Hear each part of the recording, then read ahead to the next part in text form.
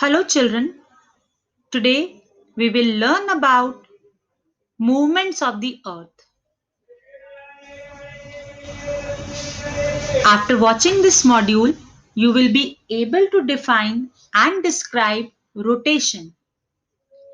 You will be able to understand the phenomena of day and night. You will also understand the reason behind unequal duration of days and nights. You will be able to define and describe revolution. You can tell difference between rotation and revolution, and you will be able to understand how seasons are caused. So let's get started. Children, have you seen a spinning top or a blade toy? These toys spin as they move around. As you can see in the picture, the top is spinning. Just like them, the Earth and all the other planets in our solar system spin as they move around the sun. These movements cause day and night and seasons.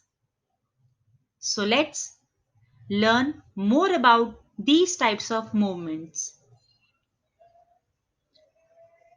First type of movement is rotation. The earth spins about its axis.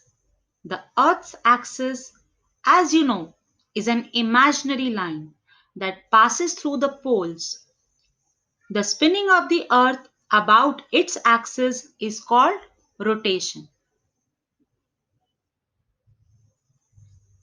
The rotation of the earth causes day and night. At any given time, one half of the earth faces the sun and the other half faces away. The part that faces the sun gets light and has day. The other part is in darkness and has night.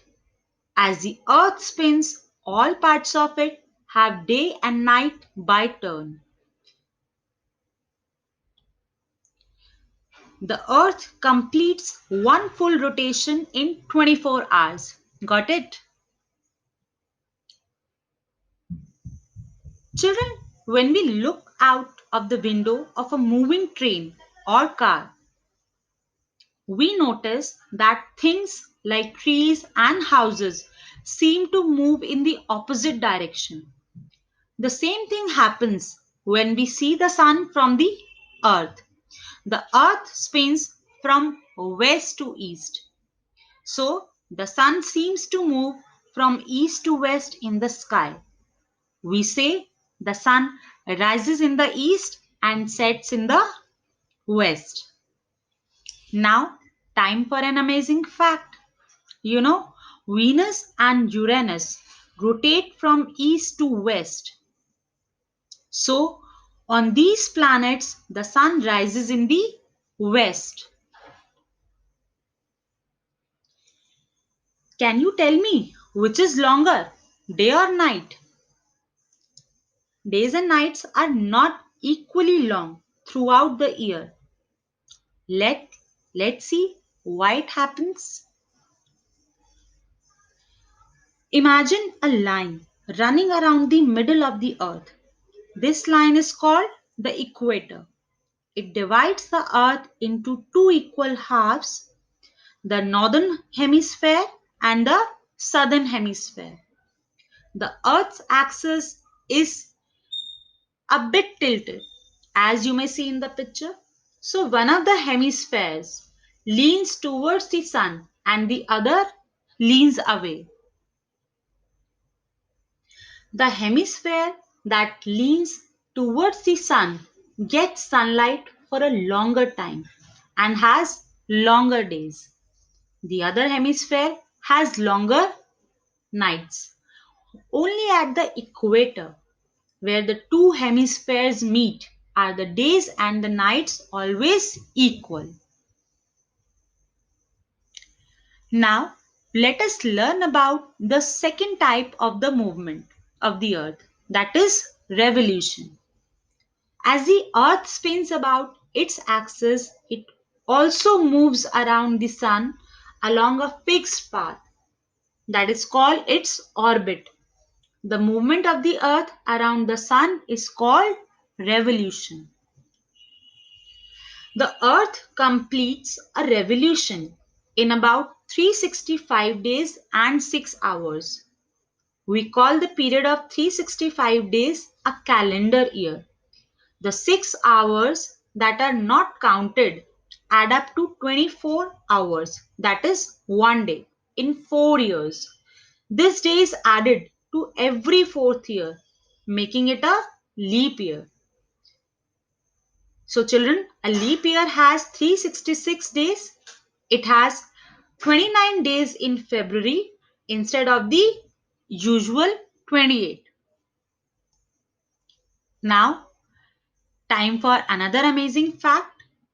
Venus takes longer to complete one rotation that it does to complete one revolution. So, a day on Venus is longer than its year. Isn't it amazing? Now, can you tell me why do we have seasons? No idea? Okay, let me tell you. We have different seasons because the Earth's axis is tilted and because the Earth revolves around the Sun. The tilted axis makes one hemisphere lean towards the Sun while the other hemisphere leans away. The hemisphere that leans towards the Sun gets more hours of sunlight. It also gets more direct rays from the sun.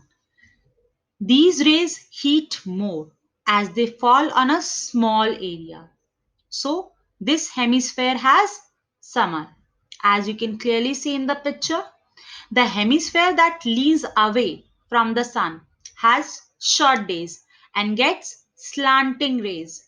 These rays heat less as they are spread out over a large area. So this hemisphere has winter. Children, during one complete revolution, that is 1 year, each hemisphere in turn leans towards and away from the sun. That is why the seasons change in both hemispheres. The main seasons are, yes, you already know, summer, autumn, winter, and spring.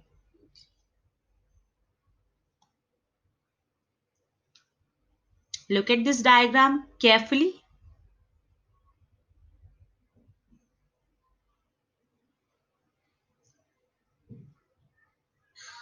Now, in June, the northern hemisphere leans towards the sun.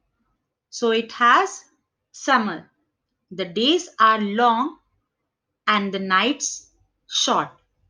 In areas very close to the North Pole, there is daylight all the time.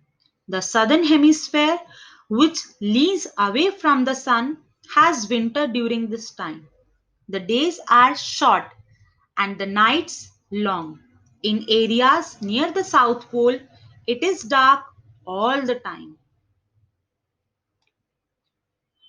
Children, between June and September, the days become shorter and cooler in the northern hemisphere. The opposite happens in the southern hemisphere. We say it is autumn in the northern hemisphere and spring in the southern hemisphere.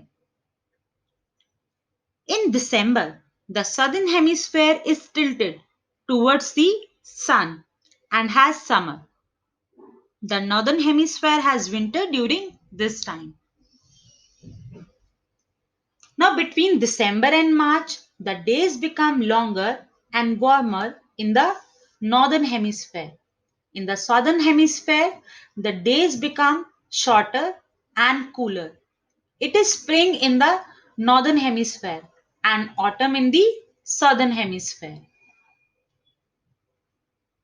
Children, you know, the equator gets direct rays of the sun all the year round. So places near the equator are warm throughout the year. They do not show much change from one season to another. And now I will tell you some interesting fact that at each pole the sun remains above the horizon for 6 months after it rises. In places close to the poles, the sun never sets for many days during summer. Since the sun can be seen even at midnight, this event is called the midnight sun. You know, Norway, which is close to the North Pole, is called the land of the midnight sun because in some parts of the country the sun never sets between late May and late July. Children, I hope you must have understood this topic. Thank you.